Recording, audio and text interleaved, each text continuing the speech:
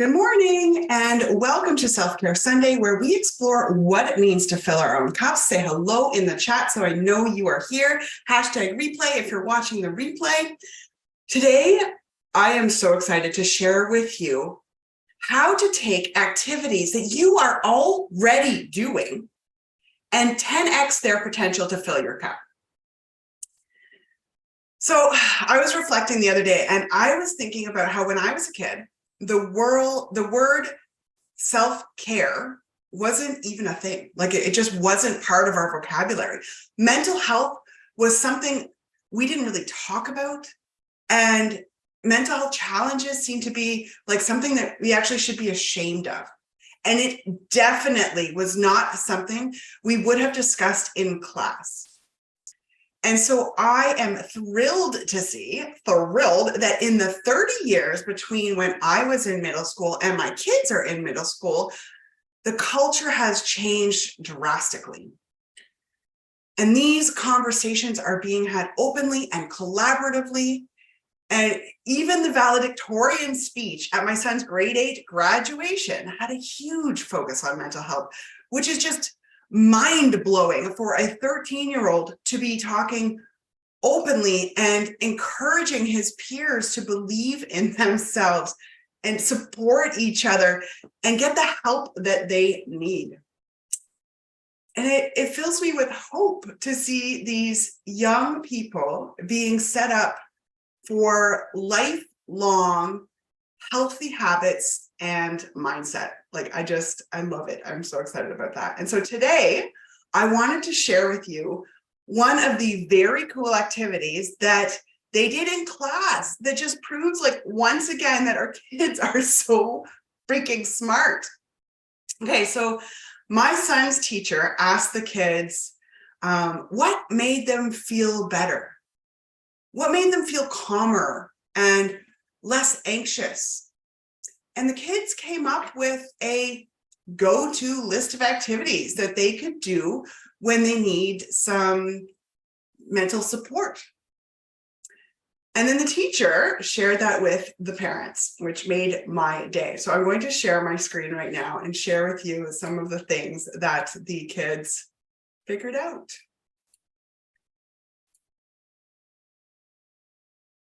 Okay, hopefully you can see that. Let me know if you can see that in the chat, because I'm just blind here on this side. Okay, so here are the brilliant ideas for self-care that they came up with.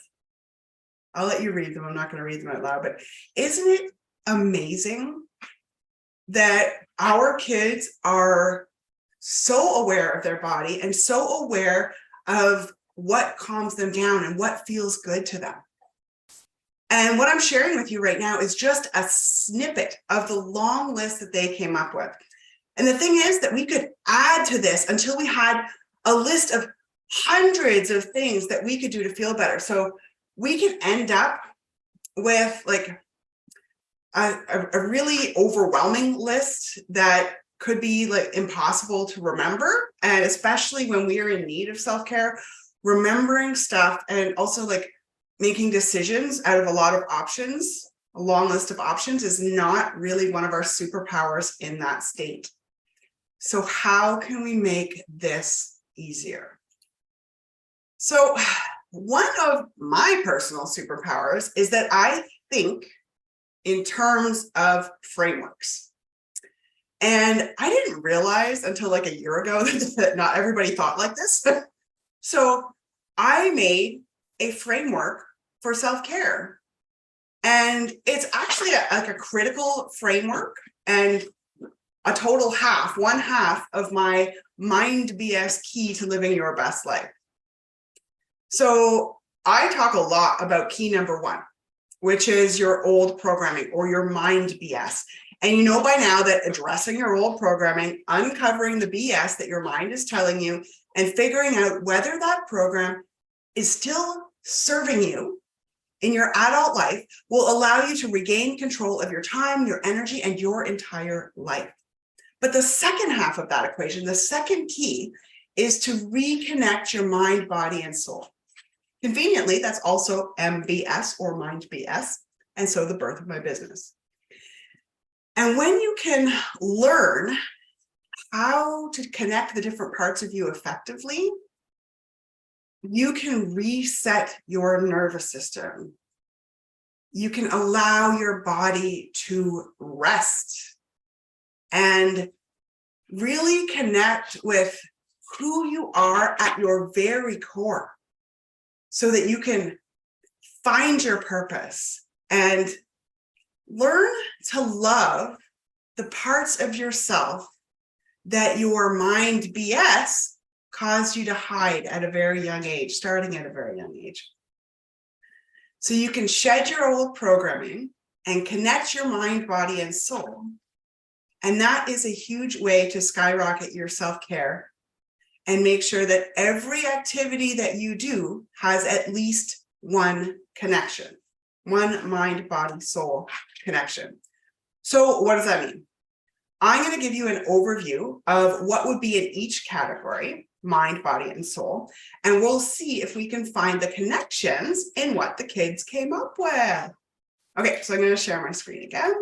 So let's start with our mind. Our mind actually has two sides or two needs. The first need is for stimulation. Your mind is a data processing, brilliant machine, and it loves to chew on new data. So trying something new, learning a new skill, taking in knowledge, that stimulates your mind, and that can feel really good.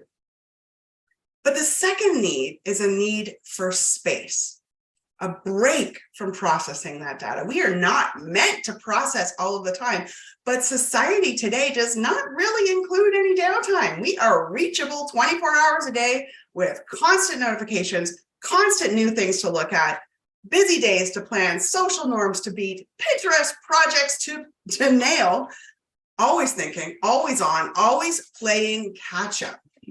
So our mind needs space from the race. Okay, so the next one is our body. Our body is our sensory system: sight, sound, taste, touch, smell. There's also two other sensory systems relating to movement, which is your proprioceptor and your vestibular senses. So if you are moving or actively noticing the sensations around you or inside of you, you are connecting with your body. And the last one is soul. Your soul is your essence or your inner wisdom, that like intangible part of you that just knows, you know. So your soul is like the source of your creativity and your emotions. And so deep connections with yourself, with others, or with nature is what your soul is craving. So let's take a look at what the kids came up with in the context of this mind, body, and soul framework. Okay, so the first one, this child noticed that petting their dog made them feel good. So are there any connections, any mind, body, soul connections here?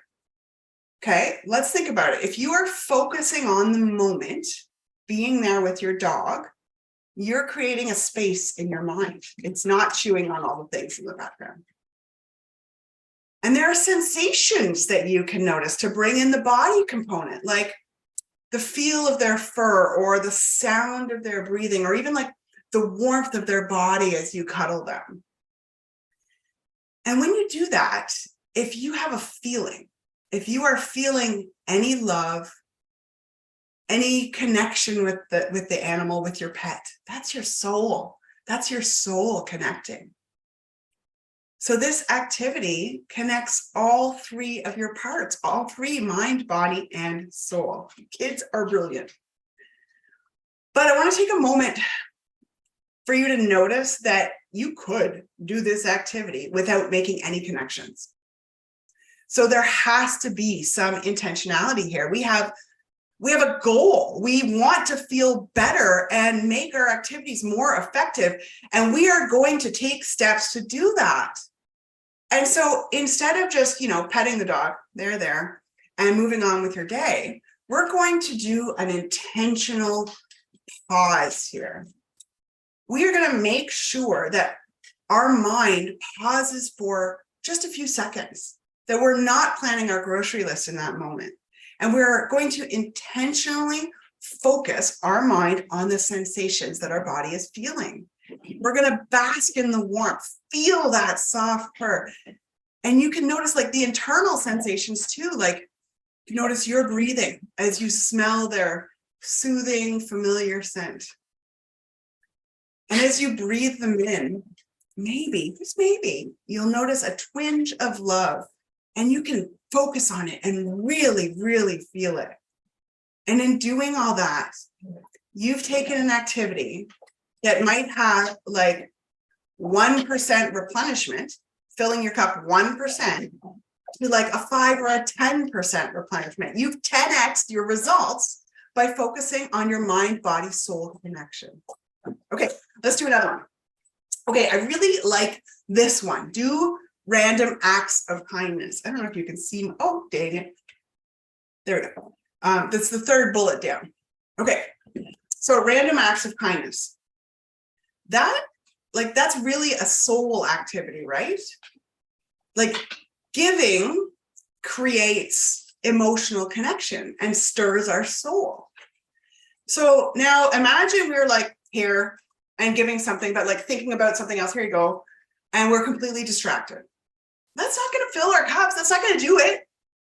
Like, so how are we going to fix that? We are going to focus on the moment with intentionality.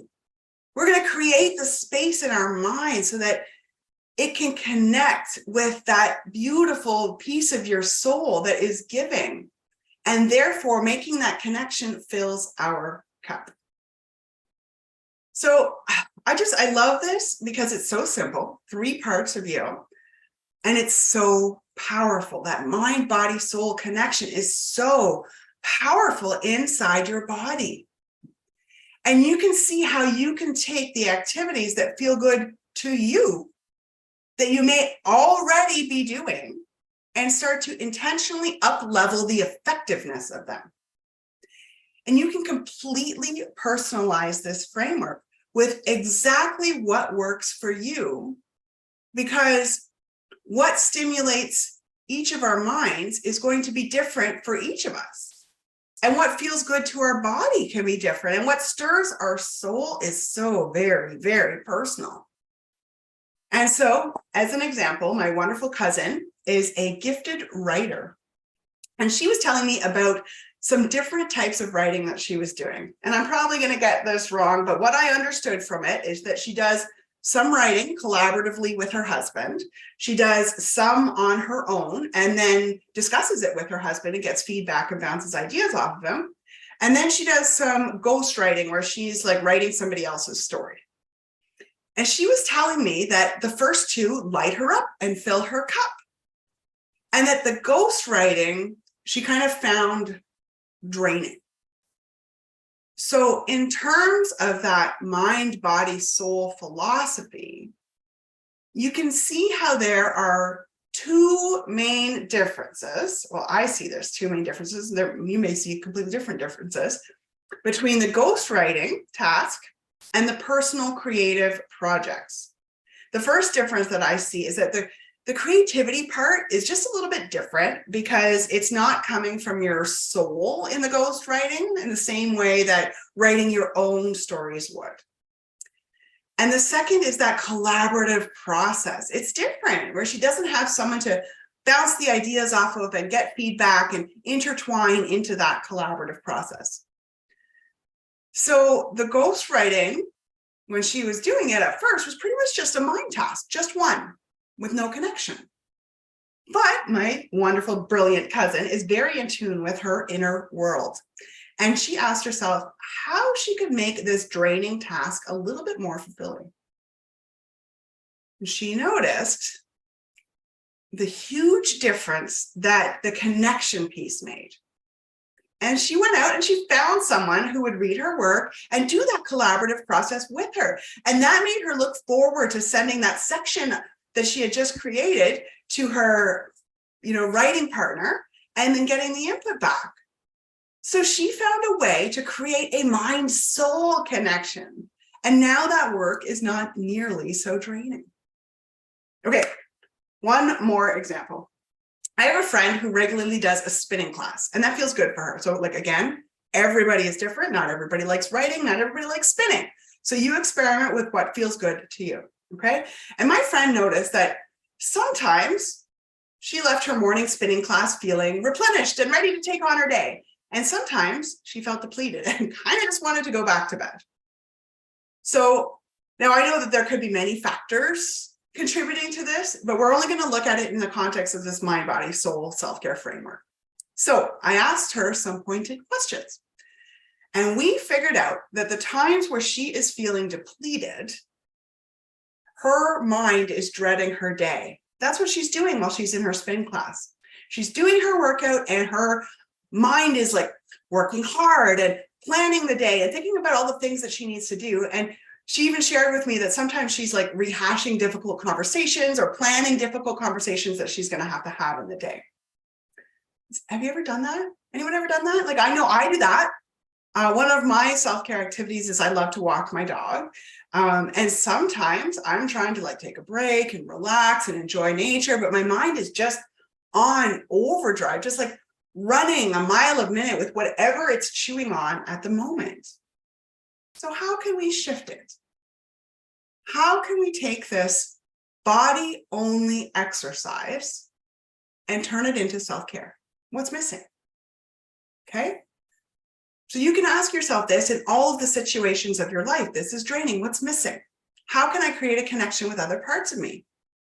So in this case, we need to create a connection with the mind or soul or both, because she's already doing a body exercise. So let's start with the mind. What are our two options? Anybody remember? Our mind loves stimulation and space. So in the writing example that we just did, the mind was being stimulated by the activity. And in this example, we're going to go for space. So how do we do that? How do we create the space to connect the mind to the body? Okay. One way that she could do that in her spinning class would be to focus her mind on like the rhythm of her pedaling, that whir, whir, whir, whir, whir sound as you go. Okay. Another option would be to like focus on your breathing as you're doing this. What else? Can you come up with another option? What about the music? You could totally focus on the music and use that to create a space in your brain. Absolutely. There's lots of options, but the point is to interrupt the pattern of your mind going crazy and give it a little break. Okay. What about the soul? Okay. Can we connect the soul here? Because remember, one connection is enough to fill your cup. One connection is great. We already have mind and body, but two is even more effective. So can we make two connections here? Do you remember what our soul loves? Emotional connection and creativity. So if you can muster up an emotion like, man, I'm doing this class like a boss, and focus on how proud you are of yourself, there, you've done it. You've got all three. The music can do that too. The music can pump you up and give you like, yeah, feeling. And if you focus on that, again, you've got all three. If you are working out with a buddy and you are encouraging each other, that can do it too. The possibilities are endless, and you can personalize to your preference and situation, and it will always be effective at filling your cup if you make those connections. So if you love this concept and want to explore further and maybe tailor it exactly to your personal preference, let me know in the comments or DM me, because I'm thinking about doing a workshop on this, but I'm not sure if people will be interested in it or if it's just me nerding out on this topic. So that's it. That is the mind, body, soul, self-care framework. And that is going to drastically increase the effectiveness of your self-care efforts that you are already doing. And so if you find these exercises helpful and you want to shed your mind BS too, so that you can also increase your mind, body, soul connection and really get back to the real you, the person that you were meant to be before the world told you who to be, you may be interested in the Bridge to Your Best Life program, which is a 6-month program to help you uncover your old programming and decide what you want to bring into your best life and what you want to kick to the curb. This is the programming that's been keeping you stuck in your current patterns and what's keeping you stressed out and bored and searching. And once you figured that out, you can define what really matters to you so that you have a real definition of your best life. And then you can build a bridge between where you are now, your programmed self, and where you want to be, which is your true self, living your best life. And you build this bridge by learning how to connect with your inner wisdom and build no BS boundaries that align with what you decided matters most.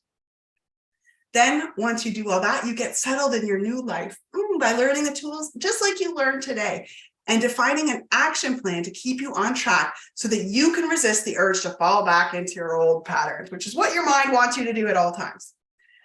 And the best part is that while you're doing this, while you are uncovering who you really are and learning to really love that person, you are also becoming a bridge builder with the skills to take you wherever you want to go in life. So when you start envisioning a newer and truer and more beautiful version of your best life, you have the skills to take yourself there as many times as you want for the entire rest of your life, so that you are always living the best version of your amazing life. No more sitting in overwhelm. No more believing that you are stuck and that life has to be this hard. This is how you take control of your life, your happiness, and your destiny. This is how you begin to model a different option for your kids so that they learn how to live a happy and balanced life from your example. This course will be starting up again in the new year, and if you sign up before December 15th, you will get the early bird discount. The price will never be this good again. So imagine how your summer 2024 could be for you and your kids if you were able to let go of the anxiety and the stress and the overwhelm and embrace the lighter, happier, and more productive you. If you want to learn more, send me a note or head to my website, mindbs.ca/best life, if you would like to read about the program. So good luck with your supercharged self-care using your mind, body, soul connection. Let me know how it goes for you, and we will see you again next week. Take care. Bye. Join me in my Blissfully Busy Facebook group to see if we can figure out how to dodge burnout together.